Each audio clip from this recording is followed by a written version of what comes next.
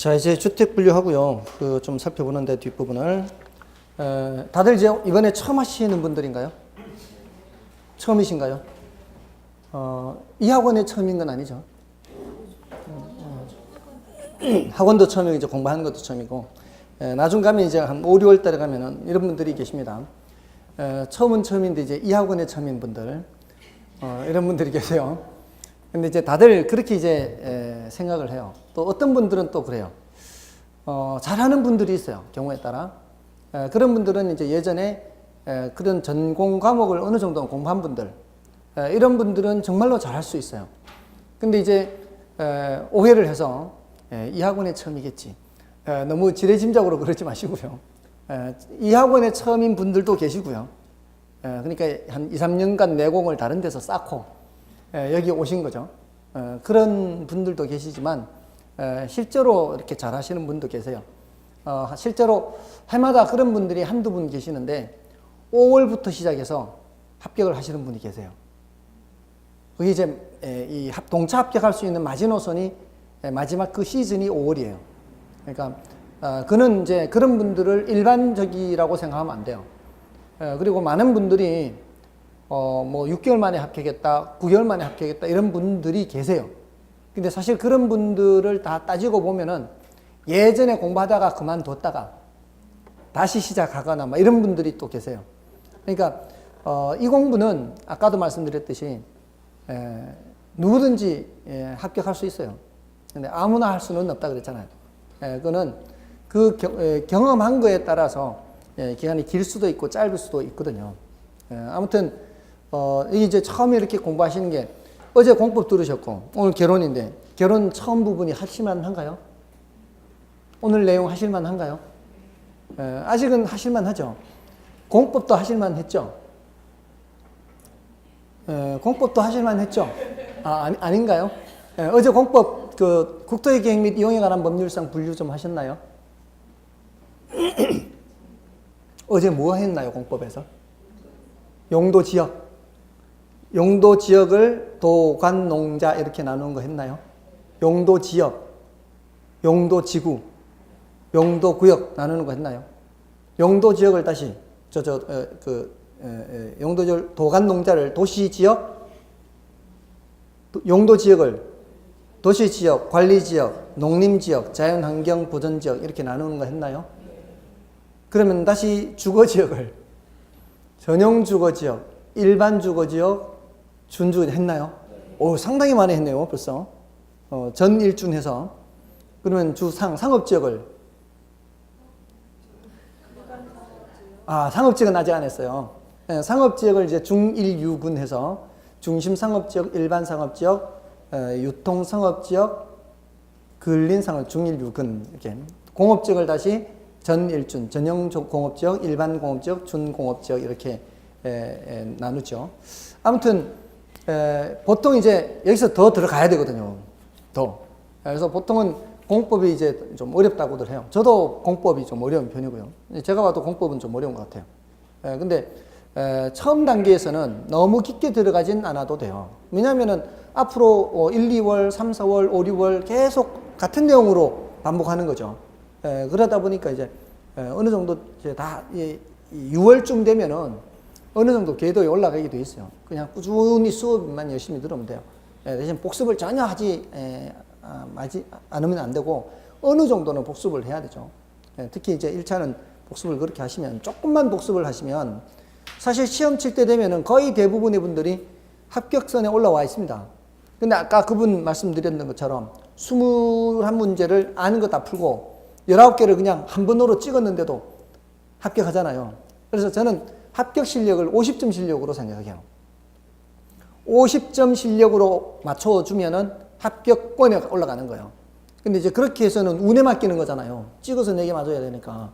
그러니까 실력을 60점 실력으로 올려도 약간 실수해도 합격할 수 있을 정도로. 그러면 그게 몇 점 정도 나오는가 하면은 실력을 60점 정도로 만들면은 점수는 한 65점 나온다고 보면 돼요. 왜냐면은 60점 실력이면 24개를 푸는 거고 나머지 16개를 찍는 거니까 65점이나 67점. 여기 이제 안전하게 이제 합격하는 거니까 그 당시쯤 가면은 거의 대부분 그 정도의 궤도에 올라요. 근데 이제 다른 이유 때문에 안 되는 분들도 많아요. 시험 그 실력 외에 실력은 되는데도 불구하고 그날따라 컨디션이 안 좋은 분들, 밤에 잠을 못 자고 가서 시험 칠 때 계속 몽롱한 상태로 시험을 본 분, 그런 분들, 뭐 하여튼 별의별 사연들이 많습니다. 아무튼 여기 계신 분들이 내년 시험 칠 때까지 꾸준히 따라만 오시면, 그러면은 다 합격권에 올라가니까 버티기만 하시라고요. 그게 이제 그러면은 누구나 합격할 수 있는 시험이 되는 겁니다. 자, 아무튼 주택의 분류를 좀 보겠습니다. 주택의 분류에서 이제 단독주택, 공동주택 이렇게 나누죠. 요거는 우리 실무를 할 때도 상식적으로는 좀 알아둘 필요가 있어요. 단독주택과 공동주택이 있는데, 이 단독주택은 말 그대로 이제 단독주택이 있고요. 그 다음에 다중주택이 있고요. 다가구주택이 있어요. 그 다음에 이제 공간이 있는데 이건 이제 별도로 취급하고요. 이제 구별을 할 때 이제 요놈들을 구별을 하는데, 이쪽에서 이쪽으로 갈수록, 이렇게 갈수록 규모가 점점 커져요. 다가구하고 다세대하고 헷갈리면 안 되는데요. 이거는 규모가 같아요. 근데 여기서 연립으로 올라가면 규모가 더 커지고요. 아파트 더 커지고요. 이렇게. 자, 여기 이제 기숙사가 있는데 이것도 이제 별도로 취급하고 얘는. 자, 이제 단독주택과 공동주택의 가장 큰 차이점이 뭔가 하면은 등기부예요. 등기부를 뗐을 때 얘는, 이쪽은 토지와 건물 등기부를 각각 떼야 돼요. 토지와 건물 등기부를 각각 떼야 돼요. 근데 이 공동주택은 뭔가 하면은 우리 왜 101호, 102호, 뭐 201호, 202호 이렇게 이제 호가 나누어져 있는 거 있지 않습니까? 근데 그 호가 나누어져 있는 그 호별로 등기부가 나오는 거는 요 놈이에요. 호별로 등기부가 나와요. 공동주택은 특징이. 근데 단독주택은 아무리 다가구 주택에 101호, 102호 이제 그 건물에는 그렇게 붙어 있어도 이게 단독주택의 경우는, 다가구 주택의 경우에는 등기부를 떼면은 호별로 안 나옵니다. 건물 통째로 나오는 거죠. 그래서 저도 예전에 잘 모를 때, 대학 갓 졸업하고 이렇게 천지 모를 때 세 들었는데 저는 다세대인 줄 알았어요. 내가 101호 이렇게 101호 등기부가 나오는 줄 알았어. 근데 그 집이 다가구였던 거예요. 다가구니까 101호가 따로 안 나오죠. 이럴 때는 좀 위험할 수가 있어요. 보증금을 돌려받지 못할 수가 있어요. 왜냐하면 앞선 사람들이 우선권이 있을 거 아니에요. 앞선 사람들이. 근데 그 집이 여러 개로 나눠져 있단 말이에요. 101호, 1층에 뭐 내 집 있고 2층에 내 집 있고 이렇게 여러 명이면은 그 보증금을 다 합쳐버리면 경매 넘어갔을 때 이게 다 못 찾을 수가 있어요. 그리고 주택 자체도 어느 정도는 저당이 설정돼 있고, 그러니까 어느 정도 저당 설정돼 있어도 뭐 이전 내 정도는 뭐 괜찮겠지라고 생각하는데, 근데 그게 초과될 수가 있거든요. 경매 넘어가 버리면 그거 빼가고 보증금 다 빼가면 내가 이제 나한테 올 건 없는, 그럴 수도 있단 말이에요. 그래서 그런 거 뗄 때 다세대의 경우에는 그 호별로 나온다. 다가구는 호별로 안 나오기 때문에 이미 그 전에 들어가 살던 사람들의 보증금 총 합계가 얼마인지도 확인할 필요가 있는 거예요. 이런 집은. 근데 요거는 뭐만 확인하면 돼요? 내가 그 등기부, 그 호에 그 이제 저당 설정되어 있는 것만 확인하면 되는 거죠. 그 전에 세입자가 뭐 얼마인지 관계할 필요가 없죠. 그건 세 사는 사람은 나밖에 없으니까. 여기는 여러 집이 세 들어 살고 있고. 그런 거 이제 조심해야 돼요. 자, 이 어떤 차이가 있는가 하면은 얘네들은 이제 3층까지예요. 3층. 근데 얘는 이제 4층부터예요. 요거는 다중주택은 330제곱미터 이하예요. 요거는 660제곱미터 이하고요. 요거 이하, 요거 이하. 요거 660제곱미터 이하예요. 그래서 규모는 같아요. 요거는 이제 바닥 면적 합계예요. 예전에는 연면적 합계라서 여기는 연면적이라고 돼 있죠. 연면적이 이제 각 층의 바닥 면적 합계를 연면적이라고 해요. 연면적. 그러니까 1층에 50제곱미터, 2층에 50제곱미터, 3층에 50제곱미터 하면은 이제 모두 3층이다 그러면 연면적은 150제곱미터 이렇게 되는 거예요. 자, 근데 이 330이라고 쓰고 있죠. 왜 300이면 300이고 500이면 500이지 왜 330일까요? 100평. 100평이 100평. 약 100평이에요. 한 평이 3.24제곱미터예요. 3.23. 약 3.23. 이게 이제 6자가 1.8 매치죠. 한자가 30.3이니까 1818이 되겠죠. 181.8cm. 181.8cm를 이제 제곱을 하면 이제 곱하기 하면은 약 324 조금 더 돼요. 그래서 324.몇 제곱 이렇게 하기에는 좀 그렇잖아요. 그래서 330제곱미터에서 우리 옛날 이제 척관법이 지금 이제 법적으로는 사용하지 못하게 돼 있죠.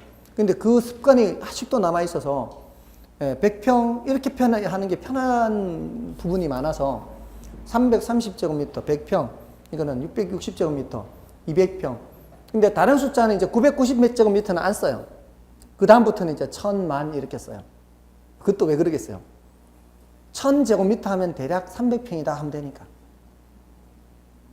뭔지 아시겠죠? 자, 앞으로 여러분들 10,000제곱미터, 100,000제곱미터 막 계속 볼 거예요. 공법에서.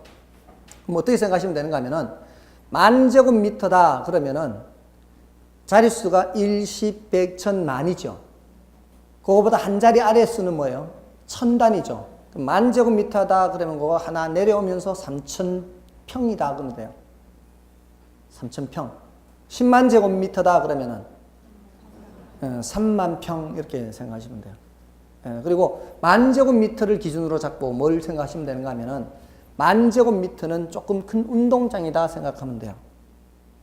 10,000제곱미터는 100 곱하기 100이거든요. 100 곱하기 100이잖아요. 그러면 이쪽으로 100, 이쪽으로 100이 이렇게 하면은 10,000제곱미터죠. 그게 큰 운동장 생각하시면 된다고요. 요즘은 운동장이 100m짜리 나오는 운동장 거의 없어요. 그러니까 큰 운동장이라 해야 돼요. 100m 해도 이렇게 대각선으로 해야 이렇게 100m가 나오기 때문에 좀 큰 운동장이 10,000제곱미터다. 대략 감을 그렇게 잡으시라고요. 대략. 그리고 100,000제곱미터는 뭘까요?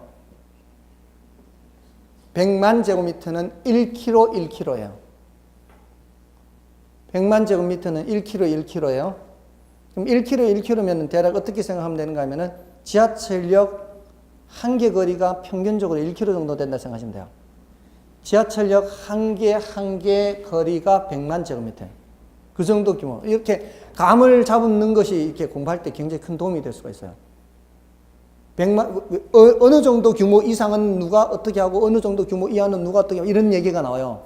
그럴 때 그런 100,000제곱미터는 1000 곱하기 1000이지 않습니까? 그러니까 동그라미 3개, 2개 붙어 있잖아요. 1000제곱미터, 1000m 곱하기 1000m잖아요. 이게 1kg, 1kg거든요. 1kg 곱하기 1kg. 맞죠? 그래서 100,000제곱미터요. 100,000제곱미터는 지하철역 한 개 거리. 이렇게. 여기 요 범위 안에 있는 게 100,000제곱미터예요. 대략 우리 이거 지하철 이렇게 교차하는 지역 있죠? 몇 호선. 그럴 때 이쪽으로 한 개 그 지하철역, 저쪽으로 한 개 지하철역 해서 이렇게 있는 게 100,000제곱미터라고 생각하시면 돼요. 저 규모가 큰 거는 그렇게 생각하면 되고요. 10,000제곱미터는 큰 운동장, 100,000제곱미터는 지하철역 한 개의 이 범위. 그리고 여러분들이 지금 바닥에 보시면 타일이 보이시죠? 좀 좁은 지역을 볼 때는 이걸로 살펴보시면 돼요. 요거는 지금 45cm짜리 타일이에요.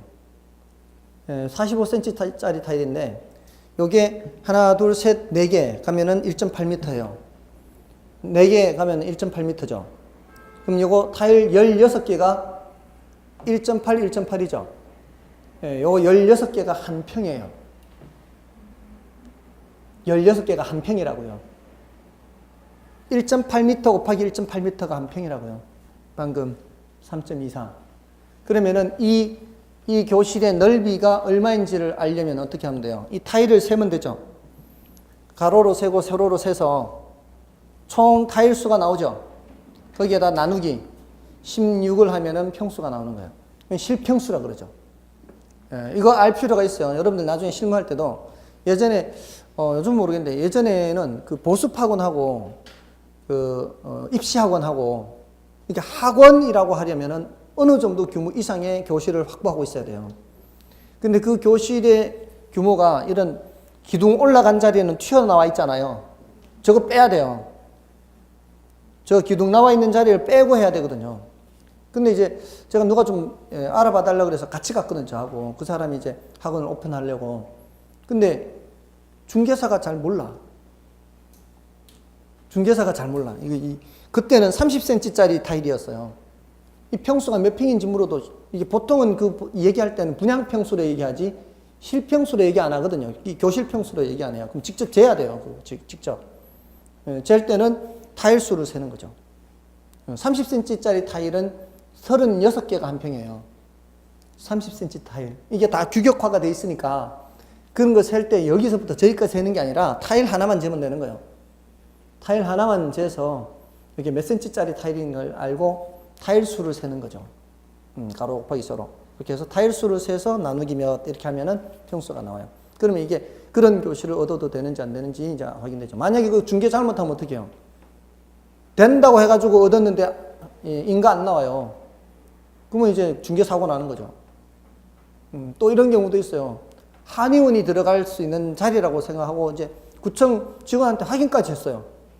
근데 나중에 보니까 구청 직원이 잘못 알려준 거예요. 그러니까 중개하실 때도 이제 모든 걸 다 할 수는 없잖아요. 그러니까 그런 식으로 확인을 했는데 이게 문제가 생긴 거예요. 그러니까 그런 경우에는 이 공무원하고 통화할 때 녹음을 해놔야 돼요. 담당 공무원하고 이게 되는 건물이다 안 되는 건물이다 확인할 때 녹음을 해놔야 된다니까요. 말로 할 때는 문서상으로 하면 제일 좋고요. 문서상으로 이게 문서를 보내서 되는지 안 되는지를 확인받고 이렇게 하면 문서상으로 딱 드러나 있기 때문에 제일 깨끗해요. 그 모든 것을 다 중개사가 알 수는 없으니까. 그럴 때는 전문가나 뭐 다른 누군가의 의견을 들어서 할 수도 있거든요. 그렇게. 자, 아무튼 이렇고요. 규모가 이렇게 달라요. 근데 얘는 규모는 같아요. 얘는 660제곱미터 초과예요. 이거는 2하고, 이건 2하고, 여기는 초과예요, 초과. 자, 규모는 같은데 층수가 다르죠. 이게 3계층이에요. 더 정확하게 말하자면 3계층. 3계층. 3층이 아니라 주택으로 사용하는 부분이 그렇다는 얘기예요. 그러면 밑에 그 1층에는 주차장이 있는 경우가 있거든요. 1층에 주차장이 있는 경우 많이 보셨죠? 이런 거를 필러티 구조라 그래요. 필러티 구조의 경우에는 총 층수는 4층이 되겠죠. 이런 경우에는 총 층수는 5층이 되겠죠. 이렇게. 끝나요? 그래서 그럼 이거 구별할 때 어떻게 하면 될까요? 규모는 같은데 3층까지 돼 있다. 3계층이다. 주택으로 사용하는 부분이 3계층이다. 그럼 뭐예요? 다가구. 주택으로 사용하는 부분이 4계층이다. 다세대. 자, 여기서 둘 중에 하나는 틀렸어요. 여러분이. 주택으로 사용하는 부분이 4계층이다. 그러면 다세대. 요거는 맞아요. 주택으로 사용하는 부분이 3계층이다. 둘 중에 어느 하나예요. 얘는 여기까지란 뜻이에요. 까지. 반드시 4계층으로 지으라는 뜻이 아니에요. 그냥 3계층인 다세대도 있다라는 뜻이에요. 그러니까 주택으로 사용하는 분이 3계층일 때에는 다세대인지 다가구인지 확인 들어가야 돼요. 그건 등기부 떼 보면 되죠. 등기부 떼 보면 되죠. 등기부를 떼서 요게 공동주택으로 가면은 그러면 이제 다세대가 되는 거고요. 공동주택으로 안 들어가면은 다 가구가 되는 거예요. 혹시 여기 단독주택에 사시는 분 계시나요? 이 다세대나 아파트 말고 단독주택에 사시나요? 등기부 떼보신 적 있나요? 직접 떼봤어요? 그랬더니 어디 인터넷으로 뗐어요? 아니면은 법원 가서 뗐어요? 숙제 인터넷으로 떼보세요. 여러분들도 여러분들이 사시는 집을 한번 등기부 떼보세요. 숙제 뗄 수 있어요. 무슨 수를 쓰더라도 떼보고 오십시오. 대법원 등기부 떼는 사이트가 있어요. 인터넷으로 1,000원 안 들어요. 1,000원 안 해요. 그렇게 어렵지 않게 뗄 수 있어요. 대법원 사이트에 가면은 배너가 3개인가 있을 거예요. 등기부 떼는데 여기 토지 플러스 건물, 집합, 토지 플러스 건물하고 집합 건물로 되어 있나요? 집합인가 되지, 집합. 집합으로 들어가서 뗄 수 있는 거는 뭘 말하는 거예요? 이 공동주택 같은 이런 것들이에요. 구분 소유 대상이 이런 건물, 이런 걸 이제 층마다 주인이 다를 수 있죠. 구분 소유되는 것들은 어디로 가는 거예요? 집합으로 가는 거예요. 토지만 뗄 때는 이제 토지로 가는 거고요. 토지 플러스 건물은 어디로 가는 거예요? 이건 뭐라는 얘기예요? 토지 플러스 건물은 다가구주택, 단독주택은 이리 가는 거죠. 보시라고요. 앞으로 해야 되니까. 이런 걸 해서 보시면 등기부에 이제 표시가 돼 있을 거예요. 그거 이제 앞으로 계속 해야 되는 거예요, 여러분들이. 공부도 해야 되는 거고. 자, 떼보시기 바랍니다. 아무튼, 뭐 이 정도로 이제 하고, 뒤로 넘어가셔서요. 뒤로 넘어가시면 이제, 부동산 특성하고, 부동산 속성은 이제 종류 정도만 알아두세요. 지금 이거, 이 세부적인 것, 파생현상까지 너무 많이 하면 복잡하기만 하니까, 종류는 이거예요. 부동산 특성 중에서도 이제 토지 특성이 있고, 건물 특성이 있는데, 건물 특성은 뭐 별로 중요하지 않고요. 거의 출제되지도 않습니다, 이거는. 이거 이제 토지 특성은 해마다 한 문제 나옵니다. 해마다 한 문제 나오는데, 그 종류에서 출제되는 게 아니라, 파생현상에서 출제돼요. 파생현상. 근데 파생현상이 어렵다고요. 분량도 많고. 그래서 종류 정도만 알아두시되, 자연적 특성이 있고, 인문적 특성이 있어요. 자연적 특성은 부, 동성. 다들 아시죠? 부동성. 움직일 수 없는 거죠. 그 다음에는 부증성이에요. 부증성이 뭘까요? 증가하지 않아요. 절대로 그 양을 증가시킬 수 없다는 뜻이에요. 자, 이거 오해하시면 안 돼요. 올해도 출제가 됐어요. 농지를 바꾸어서 택지로 변화시킬 수가 있죠. 농지를 바꾸어서 택지로 바꿀 수 있죠. 전체 양의 변화가 있어요? 전체 양의 변화가 없어요. 자, 요거를 어떻게 변화가 하면은 물리적인 양은 증가시킬 수 없다. 물리적인 양은 증가시킬 수 없다. 근데 용도적인 경제적인 공급은 증가시킬 수 있다. 또는 용도 전환을 통하여 공급을 증가시킬 수 있다. 이런 표현은 가능해요. 용도 전환을 통하여 공급을 증가시킬 수 있다. 요새는 경제적 공급을 한다는 얘기예요. 그러면은 다른 용도의 양이 줄어드는 걸 전제로 하는 거예요. 이거는 뭐를 증가시킬 수 없다는 얘기예요? 물리적인 전체 양을 증가시킬 수 없다는 얘기예요. 아시겠습니까? 그러면 예외적으로 물리적인 양을 증가시킬 수 있다 이런 표현 쓸 수 있을까요? 없을까요? 없어요. 물리적인 양은 절대로 증가시킬 수 없어요. 물리적인 양은 전체 양을 말하는 것이기 때문에 그러니까 뚝딱뚝딱 생산해서 증가시키는 거 이런 거는 물리적인 양을 증가시킬 수 있죠. 100개 든 거를 200개로, 200개는 300개로. 근데 물리적인 양은 우리나라 전체 그 토지 양을 뚝딱뚝딱 생산하듯이 해서 증가시킬 수는 없어요. 그러니까 여기는 예외가 있다 없다? 없어요. 부증성에는 예외가 없어요. 예외가 없어요. 이거는. 그다음에 영속성 뭐겠어요? 소모되지 않는 거죠. 닳아 없어지지 않는 거예요. 아까 포락지 했었죠. 포락지가 뭐였어요? 깎여서 이제 물에 침식되어서 무너져 내리고 또 침식되고 무너져 내리고 이런 땅 여기 이제 물에 잠긴 토지 또는 하천으로 변한 토지 이렇게 기억하시면 돼요. 물과 관련돼 있어요. 물의 침식작용. 자, 그래서 논밭이 하천으로 변했다 할지라도 전체 양은 변함이 있어요, 없어요? 전체 양은 변함이 없죠. 이게 닳아 없어진 게 아니에요. 소모된 게 아니에요. 그래서 영속성, 소모되지 않는 거예요. 그다음에 개별성. 모든 토지는 제각각이라는 거예요. 토양이 다르든 지질이 다르든 방향이 다르든 지세가 다르든 뭔가는 다르다는 거예요. 그다음에 인접성. 모든 토지는 다 연결되어 붙어 있다는 얘기야. 이 중에서 시험에 가장 많이 나오는 것은 부동성, 부증성, 그 다음이 영속성. 이 세 가지. 그러니까 공부를 하더라도 가장 중요한 걸 우선적으로 해야 되겠죠. 그래서 부동성, 부증성이 가장 중요해요. 그 다음에 더 하더라도 영속성이에요. 그 다음에 인문적 특성은 용도 다양성. 병합 분할 가능성,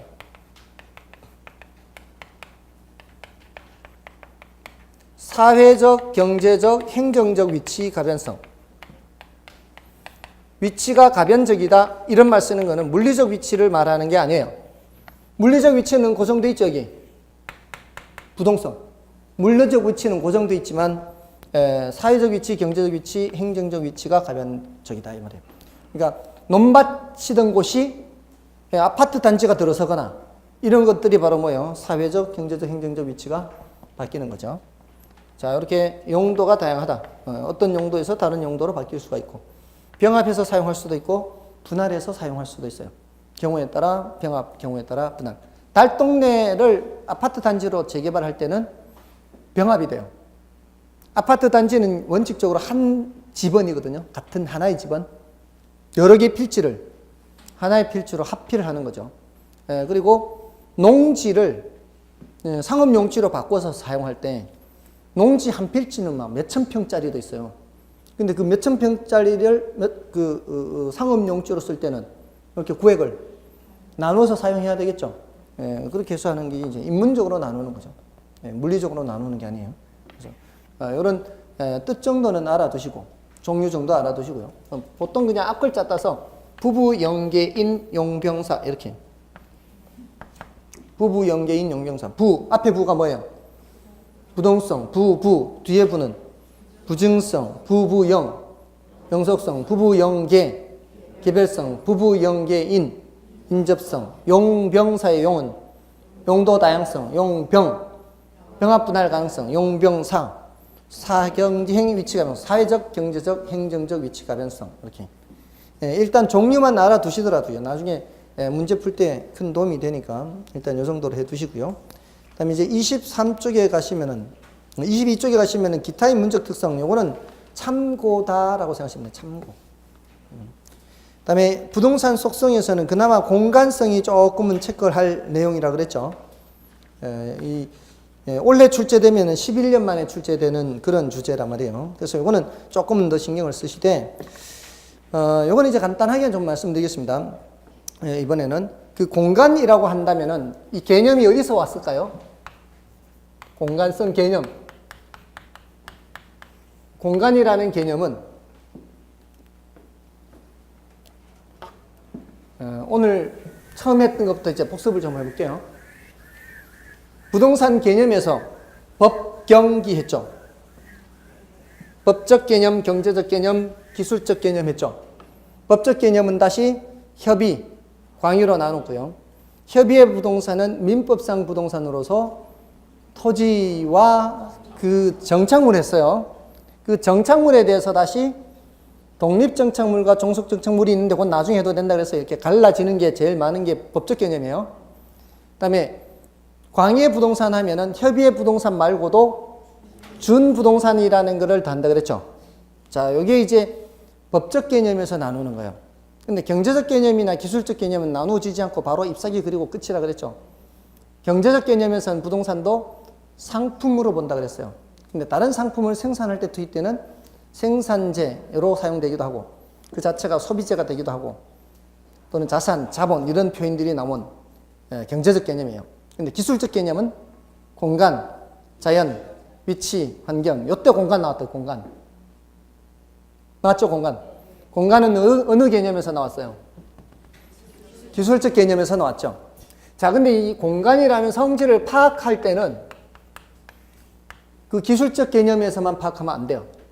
공간이라는 성질을 파악할 때는 기술적 개념에서도 파악하고 경제적 개념에서도 파악하고 기술적 측면, 경제적 측면이라고 할게요. 기술적 측면, 경제적 측면, 법적인 측면. 아까 이거 법경기 나오면 뭘 생각해야 된다 그랬어요? 법경기 나오면은 복합 개념, 종합적으로 이렇게 나온다 그랬죠? 시장 하면 뭘 생각해야 되고요? 수요 공급. 수요 공급 하면 시장 생각해야 되고요. 법경기 하면은 복합 개념으로 나와야 돼요. 그러니까 공간성을 파악할 때는 복합 개념으로 파악해야 돼요. 자, 그 소리는 어느 한쪽만 보지 말란 뜻이죠. 좀 전에 부동산 개념도 법경기 여러 측면에서 봤듯이 개념은 어디서 나왔지만 기술적인 개념에서 나왔지만 그 성질을 파악할 때는 이렇게 나누라. 이 소리는 일단은 기술적인 측면에서는 이렇게 하라는 얘기예요. 기술적인 측면, 물리적인 측면에서는 공간이라는 것을 이렇게 위아래로 나누어서 공중 공간도 있고 지하 공간도 있고 또는 지중 공간이라고 할 수 있죠. 또는 여기 수평 공간도 있고 이렇게 나누는 것은 어떤 측면? 기술적인 측면, 물리적인 측면에서는 이렇게 나눌 수가 있어요. 근데 이렇게 나누고 끝나버리는 게 아니에요. 부동산학에서는. 이렇게 나눈 후에 자, 법적인 측면을 볼 때는 이 공중권을 살펴봐요. 수평 공간을 살펴볼 때는 법적인 측면에서는 지표권을 살펴봐요. 지하 공간과 관련해서는 지하권을 살펴봐요. 권리가 어디까지 미치는지를 보는 거예요. 이거는 이제 일단 물리적으로 나눈 후에 공중 공간으로는 어느 정도까지 권리가 있을까요? 지하로는 어느 정도 권리가 있을까요? 근데 이게 딱 꼬집어서 몇 미터까지 다 정해놓은 건 없어요. 그냥 추상적으로 정해놨을 뿐이에요. 우리 민법 212조에는 토지 소유권은 정당한 이익이 있는 범위 내 토지 상하에 미친다라고 되어 있어요. 근데 그 정당한 이익이라고만 했지 구체적으로 몇 미터라는 말은 안 하고 있어요. 그거는 시대나 장소에 따라 다르기 때문에 그래요. 우리나라 처음 민법이 시작될 때 이게 한 벌써 60년 가까이 됐어요. 60년 가까이 됐는데 그때도 212조 문구는 토시 하나 틀리지 않고 똑같아요. 지금하고. 개정이 안 됐으니까. 60년간 개정이 안 됐으니까. 토지 소유권은 정당한 이익이 있는 범위 내에서 토지 상하에 미친다. 이렇게 됐어요. 근데 60년 전에 토지 상하에 미치는 범위하고 지금 토지 상하에 미치는 범위가 똑같겠습니까? 다르겠죠? 그 당시에는 지하철도 없었고 아파트 같은 것도 없었어요. 그 당시에도 정당한 이익이 있는 범위 내에 토지 상하에 미친다. 지금도 정당한 이익이 있는 범위 내에 토지 상하에 미친다. 그때 따라 달라질 수 있는 거죠.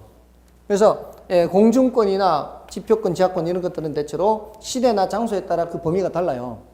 근데 현대로 오면 올수록 어떻게 써요? 점점 이 공중권의 범위가 점점 넓어지겠죠. 그와 함께 지하권도 어느 정도는 커지게 됩니다. 왜냐하면 위로 많이 올라갈수록 밑으로 더 많이 파야 되니까. 그래서 상하로 이용할 수 있는 범위가 넓은 지역하고 상하로 이용할 수 있는 범위가 좁은 지역하고 땅값이 어떻게 써요? 차이가 있겠죠. 상업지역은 어떤 지역이에요? 상하로 이용할 수 있는 권리가 넓은 지역이에요. 주거지역이나 농업지역은 좁아요. 그럼 가격이 달라지겠죠. 자, 그러면 보세요. 권리 측면을 보는 건 무슨 측면이고? 법적 측면이고, 여기에 따라 그 범위에 따라 경제적 가치, 토지의 경제적 가치가 달라지겠죠. 이렇게 따지는 건 어떤 것도 보는 거예요? 경제적 측면도 보는 거예요. 경제적 가치는 3차원 공간에 총하다.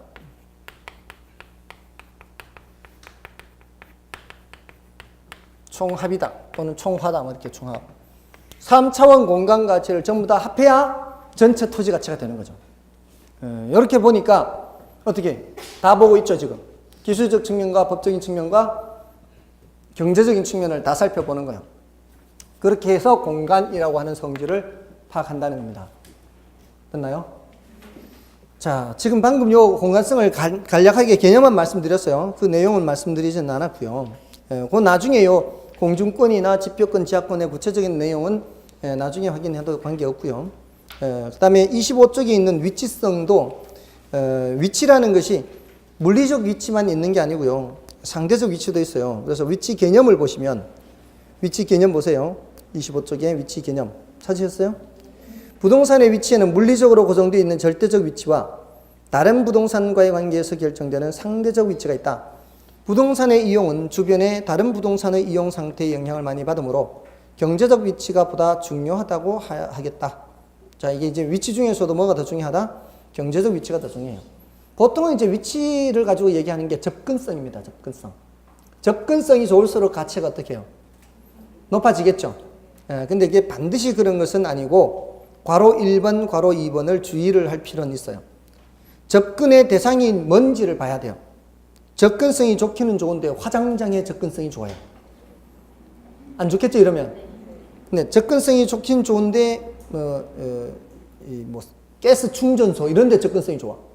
그러니까 혐오 대상이거나 위험의 대상의 경우에는 그건 안 좋은 거죠. 그리고 접근의 정도와 가치도 따져봐야 돼요. 그러니까 접근성이 좋긴 좋은데 우리 인간 생활에 편리한 것에 접근성이 좋으면 좋겠죠. 시장이 가까우면 좋아요. 도로가 가까우면 좋죠. 근데 도로에 너무 가까우면 어떻게? 안 좋아요. 시장이 가깝다 못해 시장 안에 주택이 있으면 그것도 주택으로서는 별로 안 좋죠. 그래서 접근의 정도도 봐야 돼요. 너무 지나치게 가까운 건 아니냐를 따져보는 겁니다. 그래서 접근의 대상과 같이, 접근의 정도와 같이 이거를 좀 따져봐야 돼요. 자, 뭐 이 정도면은 되겠습니다. 환경성이라고 하는 것은 이제 참고로 보시면 되겠고요. 됐습니까? 자, 오늘 지금 한 내용이 뭐예요? 부동산 개념, 법경기 요거 이제 꼭 기억하시면 되고요. 그날 공부했는 거를 다 자세히 기억할 수는 없죠. 그날 했는 것 중에 좀 중요하다고 한 것들을 굵직굵직하게 기억하시면 되고요. 공부를 하실 때는 이렇게 커다란 줄기를 그리신 후에 나중에 이제 잔가지 집어넣는 작업이 필요하거든요. 근데 지금 단계에서는 커다란 줄기를 잡는다 해도 전혀 문제가 되지 않겠죠. 세부적인 내용을 몰라도 대략 이런 것들을 공부했구나라는 것만 해도 충분합니다. 그리고 물론 이제 부동산 분류에 가서는 워낙 이제 잡다하게 가지들이 많았죠. 대택부에서 대지택지 부지, 택지 중심으로 해서 기억을 하시는 게 요령이고요. 그 다음에 후보지 이행지 모두 다 전환 중인 토지다. 대분류상 전환 중이냐, 소분류상 전환 중이냐. 그 다음에 필지, 획지. 아까 광화문 빌딩 말씀드렸죠. 두 개의 필지인데 하나의 건물이 올라갈 수도 있고요. 경우에 따라 한 개의 필지인데 두 개 이상의 획지가 될 수도 있어요. 필지, 획지. 그리고 나지, 건부지. 지상에 건물이 없는 땅, 나지, 건물이 있는 땅, 건부지. 보통은 건물이 있으면 같이 하락하는 게 보통이어서 건부 감가가 발생하지만 예외적으로 건부 증가가 발생할 수 있다. 그리고 대지, 자료형 토지, 맹지. 자료형 토지, 요것도 됐고요. 법지, 빈지도 했죠. 법으로만 소유하고 활용 실익이 없거나 적은 땅, 법지. 그리고 빈지, 바닷가는 소유권 표시는 돼 있지 않지만 활용 실익이 있는 땅. 그리고 포락지가 뭐였죠? 물에 침식해서 물 밑으로 잠기거나 하천으로 변한 토지. 됐나요? 그런 거. 그 다음에 주택에 분류해서 단독주택, 공동주택, 숙제가 있죠? 등기부 때 보는 거예요, 등기부. 대법원 사이트에 가서 등기부 1,000원 안 할 거예요. 떼서 한번 보십시오. 궁금하면, 지금 오늘 이제 결혼도 했고, 수, 목, 금 계속 이제 공부를 할 거니까, 공시법이 무슨 요일이에요? 공시법. 금요일인가요? 그러면 이제 금요일 날 가져오셔서 뭔 소리인지 모르면은 공시법 교수님한테 여쭤보세요. 민법 교수님도 아실 거예요. 저한테는 오지 마시고요. 저는 법적인 건 잘 모르니까, 권리사항 이런 거는 잘 모르니까. 아무튼 집에 가서 한번 떼보시고요. 자, 다음 주는 수요 공부부터 나갈 거예요. 처음 단계에서는 예습이 그렇게 큰 의미가 없을 거예요. 전혀 모르는 상태에서는 예습이 큰 의미가 없고요. 그래도 봐서 이렇게 뭔 소리인지 좀 알아보겠다 싶으면 좀 예습을 해도 관계는 없지만 처음은 복습 위주로 하시는 게 좋아요. 한 1, 2, 3, 4월까지는. 그 다음 이제 3, 4월쯤 가서는 이제 예습을 하는 것도 좀 의미가 있을 수 있겠습니다. 아무튼 오늘 애쓰셨고요. 다음 주에 뵙겠습니다. 감사합니다.